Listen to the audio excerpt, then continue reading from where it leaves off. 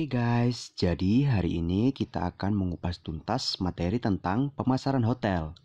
Hari ini aku ditemani oleh Sylvie, Ilham, Nuri, dan Furi. Oke, karena kita sudah kenal sama pemateri, kita langsung lanjut aja ya.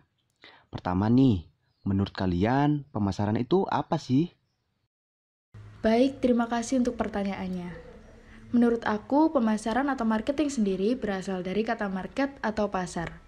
Jadi, pemasaran itu adalah faktor di mana suatu usaha, perusahaan untuk menjalankan bisnisnya, terutama yang berhubungan dengan konsumen. Pernah nggak sih kalian baca-baca buku gitu, terus nemu pengertian menurut para ahli?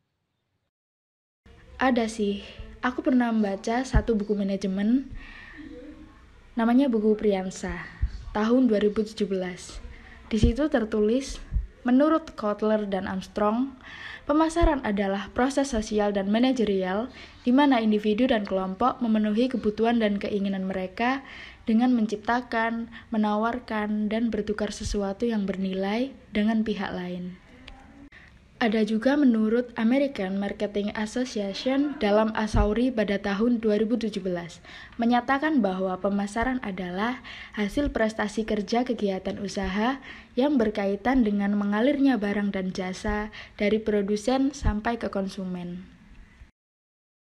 Oh, oke. Menurut kalian, dari definisi tadi, apa kesimpulannya? Menurut aku pribadi, pemasaran mencakup semua segi kehidupan, baik individu maupun kelompok, yang tujuannya untuk memenuhi kebutuhan dan keinginan dengan cara menukarkan produk atau menyalurkan produk dan jasa dari produsen ke konsumen. Mantap. Oke, next question. Menurut kalian, konsep inti pemasaran tuh apa saja sih? Aku kemarin habis baca buku sih. Jadi ada pendapat dari Kotler dan Keller. Jadi dia mengatakan kalau konsep inti pemasaran tuh ada 7 hal. Ada kebutuhan, keinginan, dan permintaan produk, target pasar, positioning dan segmentasi, penawaran dan brand, nilai dan kepuasan, marketing channel, supply chain, kompetitor, sama lingkungan pasar. Wah, banyak juga ya ternyata. Bisa dijelasin nggak satu-satu apa sih itu? Wah, kayaknya panjang nih.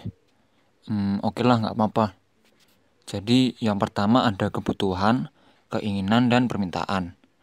Jadi konsep paling dasar yang melandasi pemasaran adalah kebutuhan manusia. Manusia mempunyai banyak kebutuhan yang kompleks. Semua ini termasuk kebutuhan fisik dasar akan makanan, pakaian, kehangatan, dan keamanan. Kebutuhan sosial akan rasa memiliki dan kasih sayang, dan kebutuhan individu akan pengetahuan mengekspresikan diri. Keinginan adalah bentuk kebutuhan manusia yang dihasilkan oleh budaya dan kepribadian individual. Bila didukung oleh daya beli, keinginan menjadi permintaan.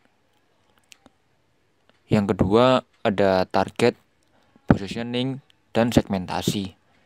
Sebelum memasarkan suatu produk, marketir harus mengidentifikasi profil dari pembeli dengan cara menguji dari sisi demografi, psikografi, dan perbedaan kebiasaan antar pembeli. Setelah mengidentifikasi segmen pasar, maka memutuskan untuk menentukan target pasar sebagai kesempatan terbesar. Perusahaan membentuk penawaran pasar untuk memposisikan produknya. Perusahaan harus hati-hati dalam memilih target dan mempersiapkan program pemasaran. Lalu ada penawaran dan brands. Ini nilai proposisi yang tidak dapat diukur secara fisik adalah penawaran, yang mana perlu dikomunikasikan dengan produk, pelayanan, informasi, dan pengalamannya. Brand merupakan penawaran dari sumber daya yang diketahui. Seperti contoh McDonald. McDonald diasosiasikan sebagai makanan cepat saji, untuk hamburger, untuk anak-anak ceria.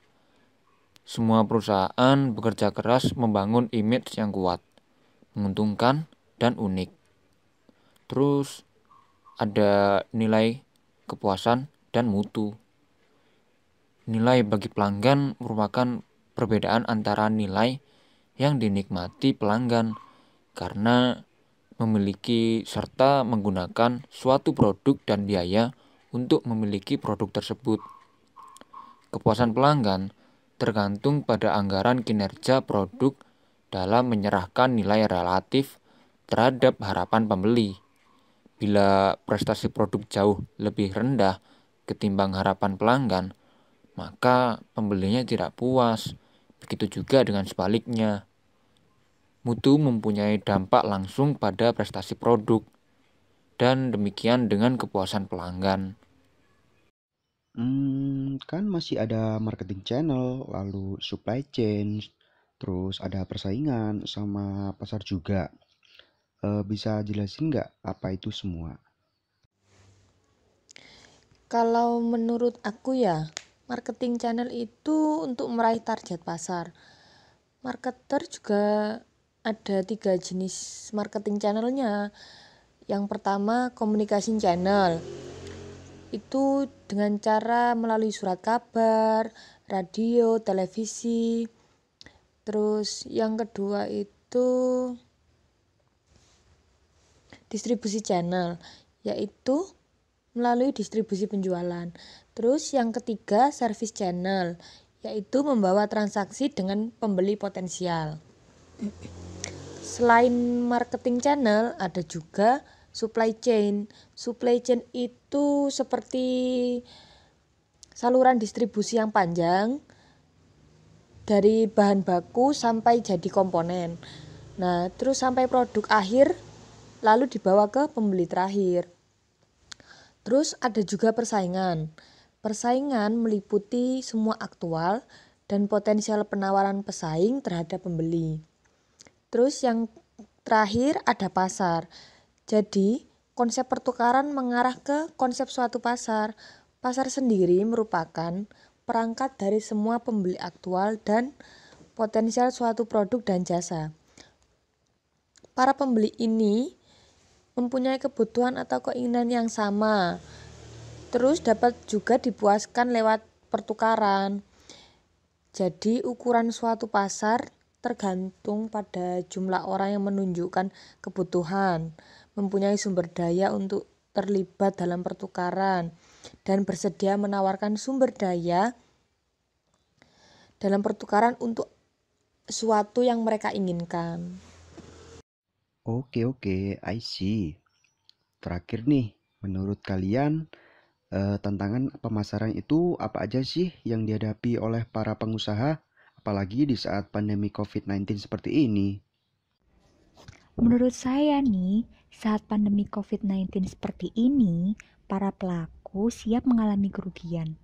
Hal ini disebabkan oleh peraturan pemerintah yang menetapkan batasan maksimal tertentu bagi pengunjung yang berkunjung, serta batasan waktu aktivitas yang diterapkan oleh pemerintah. Lalu, para pelaku usaha harus siap menghadapi situasi yang mengharuskan mereka gulung tikar. Hal ini karena mereka susah atau bahkan tidak bisa mencapai target pemasaran selama COVID-19. Untuk mempertahankan jalannya usaha mereka, para pelaku usaha terpaksa harus memutar otak, mencari ide baru bagaimana untuk mempertahankan usaha mereka agar tetap berjalan. Sepinya peminat pengunjung juga, hal ini dikarenakan ketakutan masyarakat akan tertular COVID-19 di saat keluar rumah. Kemudian juga, pasar e-commerce yang lagi naik daun di saat COVID-19 dikarenakan banyaknya yang melakukan WFH dan ketakutan akan terpapar COVID-19. Masyarakat pun mulai melirik pasar e-commerce untuk memenuhi kebutuhan mereka. Mereka menganggap bahwa pasar e-commerce salah satu solusi untuk berbelanja yang sangat membantu di saat pandemik seperti ini. Pertanyaan terakhir buat kalian semua. Menurut kalian, Solusi apa yang bisa kalian tawarkan mengenai tantangan tersebut? Solusi yang akan aku berikan adalah dengan meminimalisir kerugian. Para pelaku usaha harus dengan matang memperhitungkan produksinya, menghilangkan biaya-biaya yang sekiranya tidak diperlukan sehingga dapat mengurangi biaya pengeluaran perusahaan. Kalau aku pribadi sih menyarankan perusahaan memberikan ide atau inovasi baru serta promo menarik, sehingga para customer akan menaruh minatnya terhadap perusahaan mereka. Tentu saja hal ini dapat membantu perusahaan tersebut untuk mempertahankan usahanya. Yang paling penting nih, menurutku, di saat seperti ini, perusahaan melakukan promosi di berbagai platform media sosial.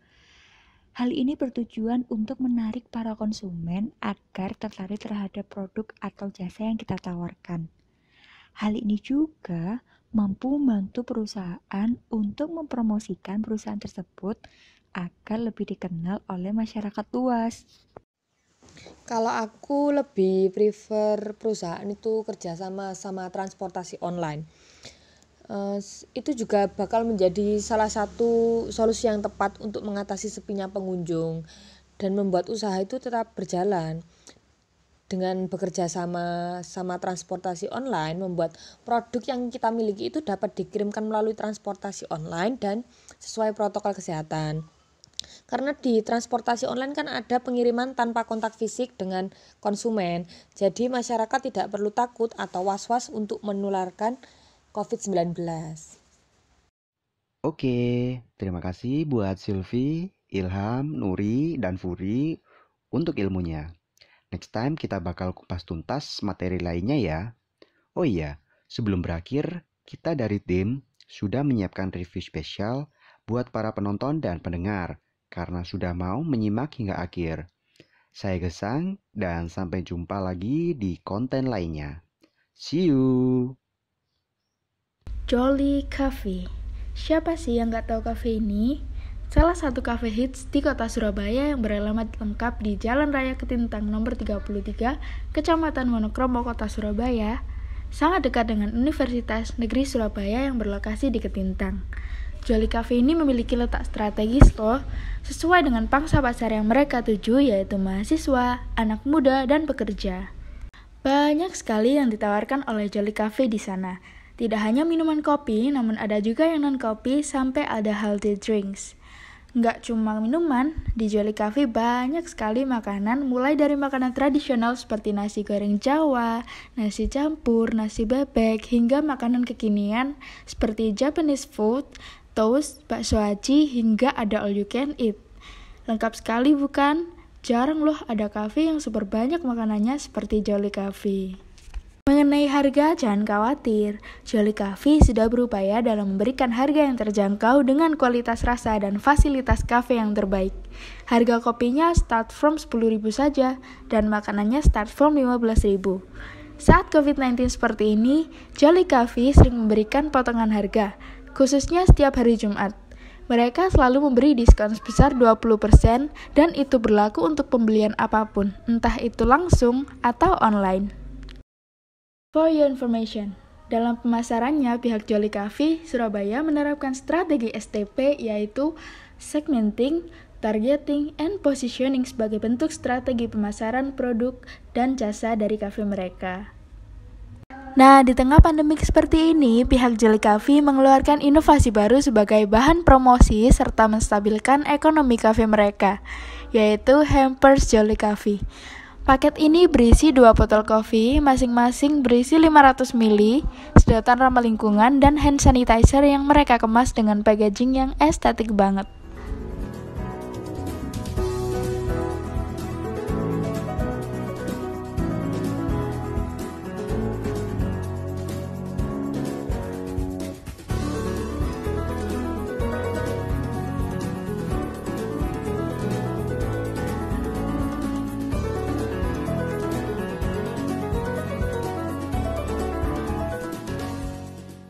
Untuk promosinya, Jolly Cafe Surabaya sendiri melakukan personal selling, yaitu langsung menjual kepada calon pembeli dengan tujuan agar mendapatkan konsumen. Selain itu, waktu COVID-19 seperti ini, Jolly Cafe sering memberikan promosi dengan diskon atau potongan harga. Terus mereka juga ada makanan dengan paket bundling, dan gak ketinggalan juga mereka promosi di media sosial mereka, yaitu Instagram dan TikTok.